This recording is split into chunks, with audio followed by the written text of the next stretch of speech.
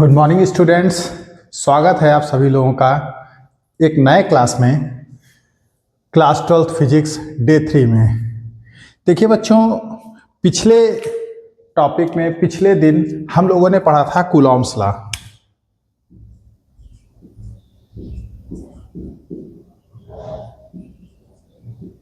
Coulomb's law हम लोगों ने डिस्कस किया था। इस कूलॉम्स लॉ में हम लोगों ने पढ़ा था कि फोर्स बिटवीन द, ये दो चार्ज पार्टिकल हैं। एक चार्ज पार्टिकल है ये प्लस Q1 और दूसरा चार्ज पार्टिकल है प्लस Q2। इनके बीच की डिस्टेंस अगर है स्मॉल r, तो हम लोगों ने कूलॉम्स लॉ में पढ़ा था कि इनके बीच में एक फोर्स वर्क करता है जिसका फॉर्मूला होता है 1/4 pi epsilon naught K Q1 Q2 upon R square. ये इलेक्ट्रोस्टैटिक फोर्स होता है, force between the two charge particle which are in rest state is 1/4 pi epsilon naught K Q1 Q2 upon R square. इसको हम लोग क्या बोलते थे? Coulomb's law बोलते थे। यहाँ पर दो ऐसी चीजें आती। देखिए ये जो कांस्टेंट है इसकी वैल्यू हम लोगों ने आपको पढ़ाई थी। इस कांस्टेंट की वैल्यू 1/4 पाई एप्सिलॉन नॉट के की वैल्यू बताई थी हमने 9 इंटू 10⁹9। ये न्यूटन है, इधर आ जाएगा metre square, newton metre square, ये नीचे चला जाएगा तो अपॉन कूलॉम स्क्वायर, ये वैल्यू बताई थी। यहाँ पर दो ऐसी चीज़ें आती थी, एक ये आता था एप्सिलॉन नॉट और एक आता था के। इसी को हम डिस्कस करेंगे।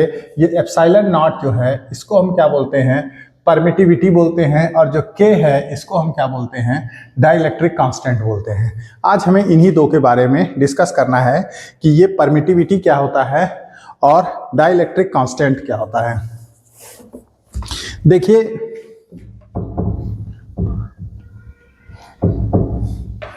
जो ये एप्सिलॉन नॉट है इसको हम लोग क्या कहते हैं? परमिटिविटी ऑफ फ्री स्पेस बोलते हैं।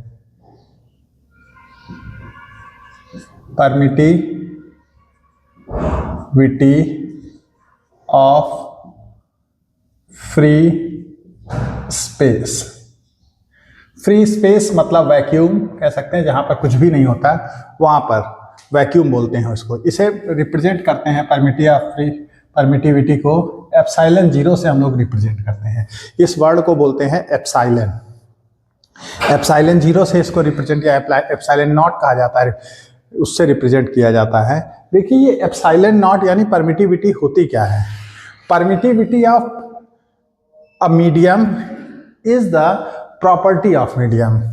ये मीडियम की एक प्रॉपर्टी होती है। कैसी प्रॉपर्टी? देखिए ये दो चार्ज पार्टिकल्स हैं, ठीक है। अभी ये मान लिया एयर में रखे हुए हैं, तो इनके बीच का फोर्स कुछ है। मान लिया इनके बीच का जो फोर्स है ये कितना है? 20 न्यूटन है। एक एग्जाम्पल हमने ले लिया, एयर में जब रखे हैं ये, तो इनके बीच का फोर्स कितना है? 20 न्यूटन है। अब हमने क्या किया? इनको हमने वाटर में डाल दिया, किसी लिक्विड में डाल दिया इनको। सेम चार्जेस थे, सेम डिस्टेंसेस पे रखे हुए थे, लेकिन जब अब फोर्स देखा गया,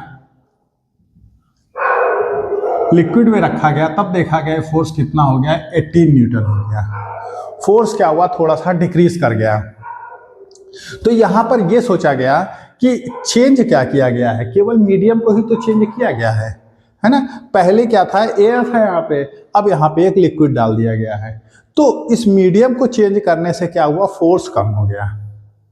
तो उन्होंने कहा इसका मतलब मीडियम में एक ऐसी प्रॉपर्टी होती है जो इलेक्ट्रिक फोर्स को, जो इलेक्ट्रोस्टैटिक फोर्स जो दो पॉइंट चार्जेस के बीच में है उसको डिसाइड करती है। इसी प्रॉपर्टी को परमिटिविटी कहा गया। Permittivity of a medium is the property of medium, ठीक है, which controls the force between the two charge particles, and permittivity of medium is inversely proportional to the force between the two charges।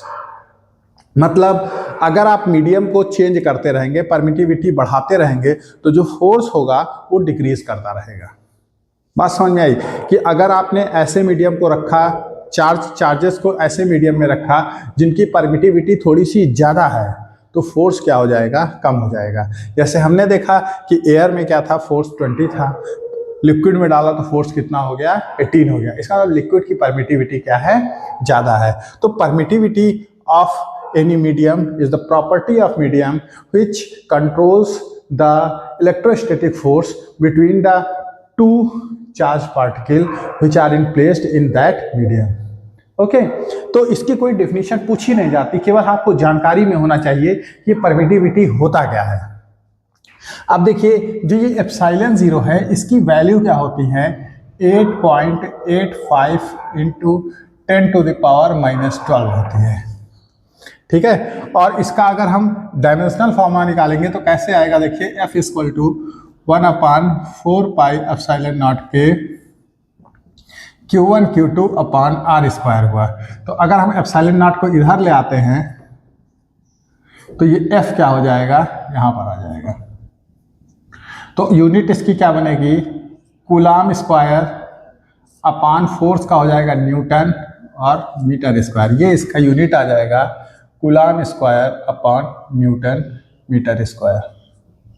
ठीक है, ये हम बोलते हैं permittivity of free space बोलते हैं। अगर इसका डायमेंशनल फॉर्मूला निकालना है, ये वैल्यू एंड यूनिट हो गई।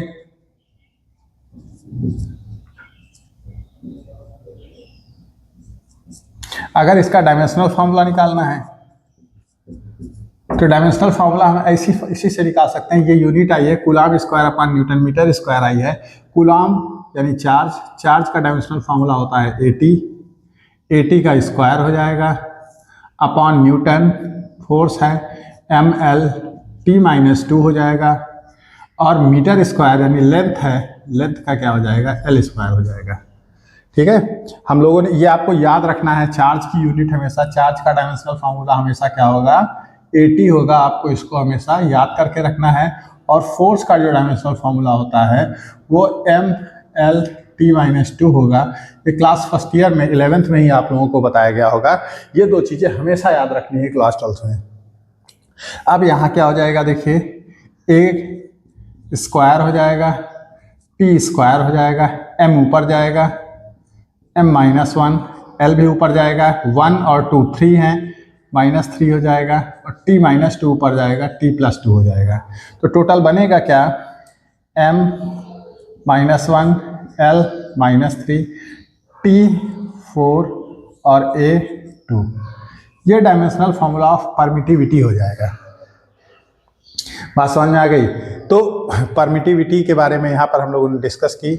ठीक है, इसका कोई डायरेक्शन नहीं होता है, ये एक स्केलर क्वांटिटी होती है, इसका वैल्यू ये होता है और इसका डायमेंशनल फॉर्मूला ये होता है। अब उसके बाद हम लोग बात करते हैं डाइलेक्ट्रिक कांस्टेंट की। जो यहाँ पर K आ रहा था फॉर्मूले में, ये K जो आता है, इस K के बारे में हम लोग बात करते हैं। K क्या होता है बेटा, डाइलेक्ट्रिक चीज जो वर्ड है ये एक इंसुलेटर से आया हुआ है, आपको याद रखना है। डाइलेक्ट्रिक जो वर्ड होता है, ठीक है, ये एक इंसुलेटर से आया हुआ है, अचालक पदार्थों से आया हुआ है। कभी भी अगर आपकी बात की जाए, डाई इलेक्ट्रिक की बात की जाए, तो आपके मन में हमेशा एक बात आनी चाहिए कि ये एक इंसुलेटर की बात की जा रही है, अचालक पदार्थ की बात की जा रही है, जिनमें विद्युत का प्रवाह नहीं होता है, जैसे लोहा, लकड़ी, plastic.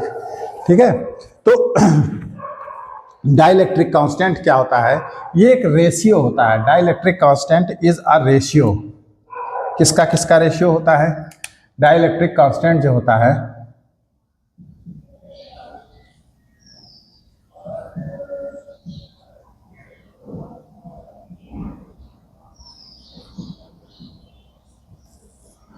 K is the ratio of epsilon upon epsilon naught.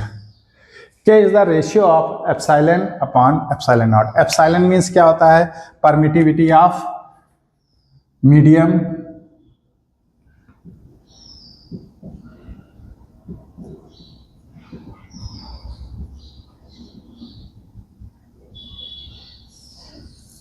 और epsilon naught क्या होगा, परमिटिविटी ऑफ फ्री स्पेस।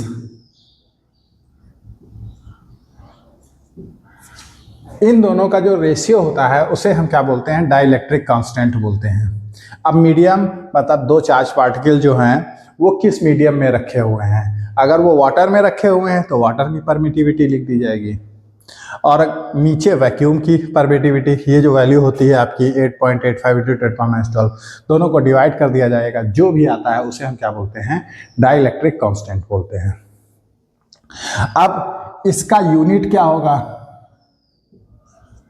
इसका कोई यूनिट नहीं होगा क्योंकि ये रेशियो है, ऊपर भी परमिटिविटी आएगी नीचे भी परमिटिविटी आएगी, तो परमिटिविटी का यूनिट ऊपर लिखेंगे, सेम नीचे रखेंगे, सब कैंसिल हो जाएगा, कोई भी इसका यूनिट नहीं मिलेगा, कोई भी इसका डायमेंशनल फार्मूला नहीं मिलेगा, ना तो इसका कोई यूनिट होगा ना तो कोई इसका डायमेंशनल फार्मूला होगा। इसलिए डायमेंशनल फार्मूला में हम सीधे सीधे क्या लिख देते हैं, m0 l0 t0 a0, जो भी आपको लिखना है ऐसे करके आप 0 0 0 करके आप इसको लिख सकते हैं, ये सही माना जाएगा अगर इसका डायमेंशनल फार्मूला कभी पूछा जाता है तो। अब देखिए परमिटिविटी के बारे में एक क्वेश्चन पूछा जाता है, देखिए कैसे, अगर डाइलेक्ट्रिक कांस्टेंट के बारे में एक क्वेश्चन पूछा जाता है। देखिए dielectric constant of free space या एयर जो होता है वो 1 माना जाता है, ये मिनिमम वैल्यू होती है।